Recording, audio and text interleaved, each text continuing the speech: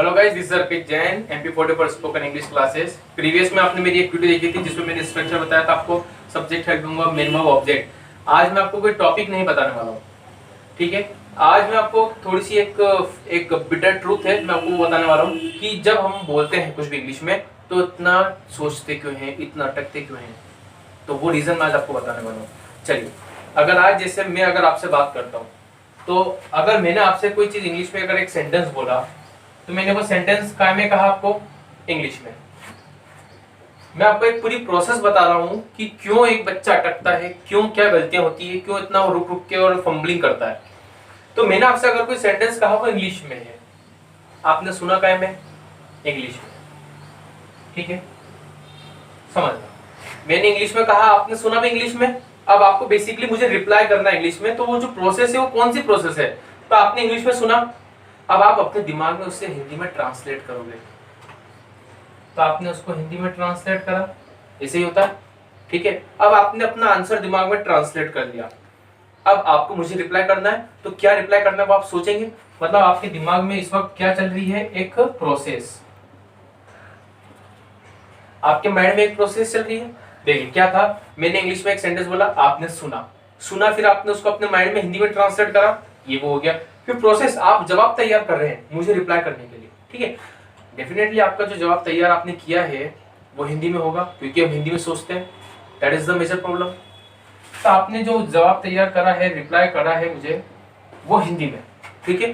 अब आप ट्रांसलेट करने की कोशिश करेंगे उससे अपने दिमाग में इंग्लिश में, ठीक है। ये आपने ट्रांसलेट करने की कोशिश करी इंग्लिश में, फिर फाइनली आपने इंग्लिश में मुझे रिप्लाई करा, ठीक है।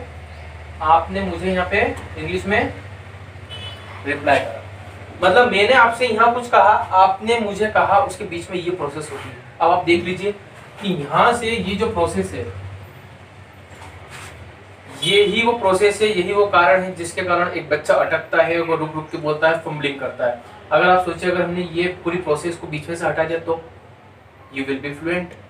सबको क्या चाहिए, बच्चा आता है वो क्या होता है कि सर हम इंग्लिश बोलते रहे बट फ्लुएंसी नहीं है, धारा प्रवाह नहीं बोलते हैं, वी वांट फ्लुएंसी। तो क्या है उसका कारण, क्या है। अगर आप ये पूरी प्रोसेस ही बीच में से हटा देंगे, you will be fluent automatically.